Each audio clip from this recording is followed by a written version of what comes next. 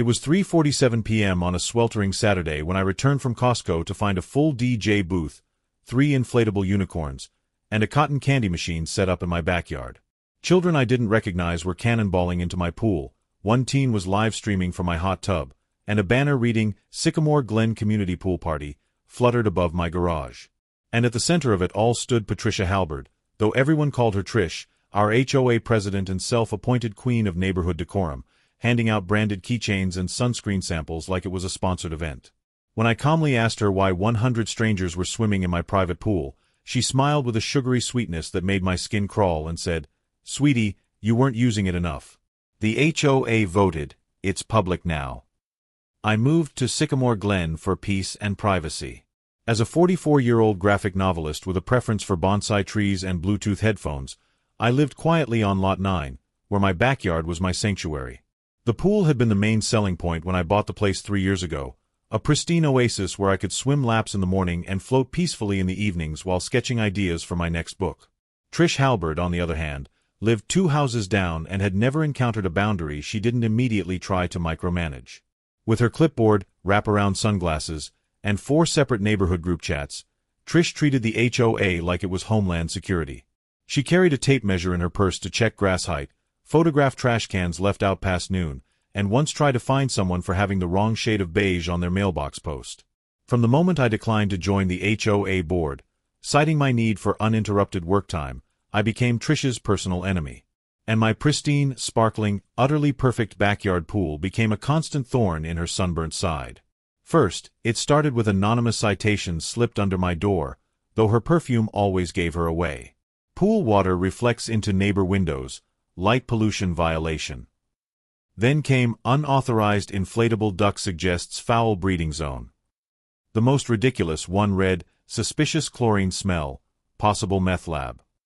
Each citation required me to appear before the HOA board to defend myself, wasting hours of my time while Trish sat there with a smug expression, pretending she hadn't written them herself. Then came the drone flyovers, which she insisted were for insurance audits. The buzzing would start around 7 a.m. every Sunday, hovering over my pool like some mechanical wasp. I once caught Trish herself crouching behind my hedges with a laser thermometer, and when I confronted her, she jumped up yelling with triumph in her voice, "Gotcha! 84 degrees. That's commercial use temperature." I had to explain that pools naturally warm up in summer, but she just scribbled notes and marched away muttering about health codes. Next came the rumor mill, spreading through the neighborhood Facebook page like wildfire. "Derek rents it out on Swimmy Swipe," one post claimed. Another suggested, "He films adult content, despite me never having visitors." The most creative accusation was, "He's hiding endangered koi," even though I had 0 fish and the pool water was crystal clear. Each rumor required me to defend myself publicly, turning every grocery store run into an interrogation session with concerned neighbors. The situation reached its breaking point 3 weeks ago at the HOA monthly meeting, which I couldn't attend due to a book deadline. Without me present to defend myself, Trish stood before the board with a presentation she'd clearly spent weeks preparing. She declared that my pool was to be reclassified as a community recreation asset due to underutilization. She claimed I only used it twice a week, which somehow violated the spirit of residential zoning. The board, exhausted by her relentless campaign and wanting to end the meeting before 9 p.m., voted in her favor just to shut her up. When the police showed up that Saturday, called by me during the public pool party disaster, they expected a simple domestic dispute.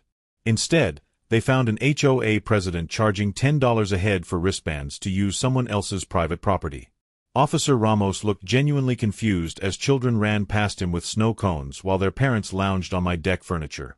Trish had even set up a cash box and was keeping a ledger of attendees.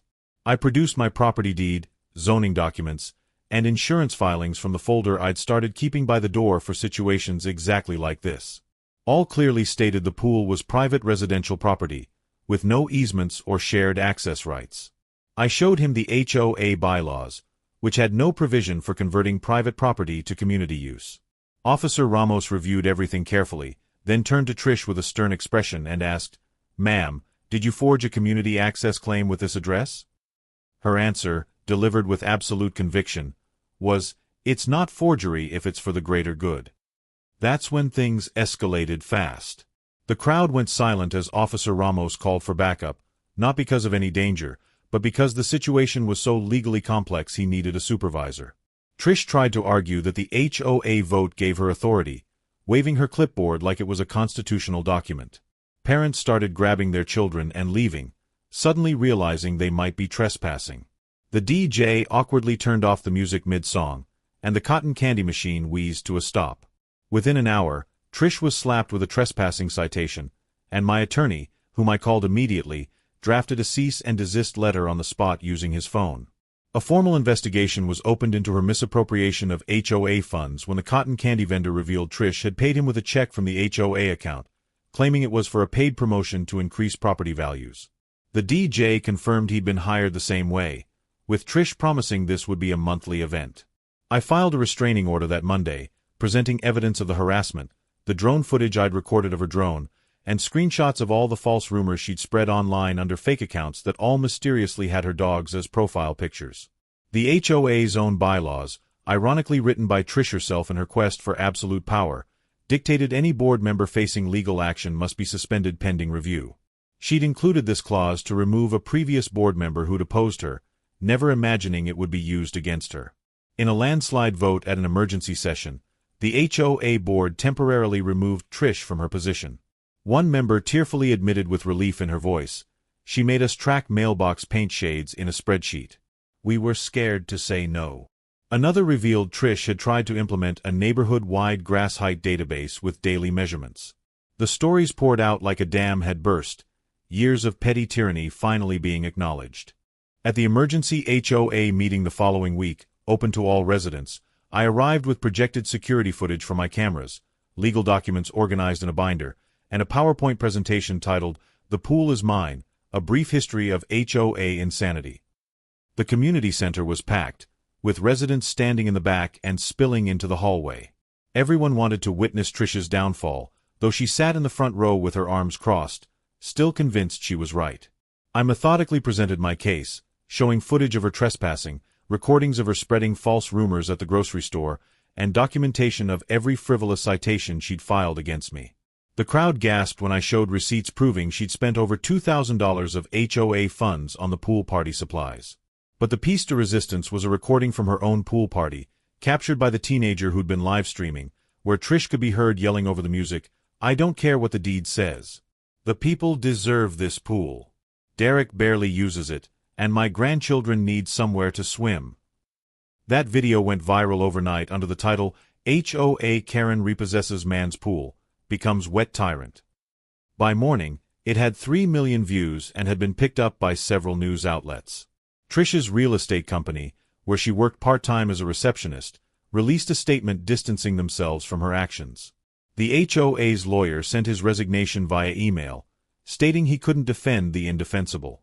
Local news crews started showing up at Sycamore Glenn, interviewing residents about their own Trish horror stories. By sunrise the next day, I was sipping espresso in my blissfully empty backyard, having spent the night installing a 15-foot privacy hedge with the help of some sympathetic neighbors. I also set up a motion-activated sprinkler system that would discourage any future trespassers. The pool was mine again, peaceful and private, exactly as it should be. Trish was banned from the HOA board for life in a unanimous vote, with several residents actually applauding when the decision was announced.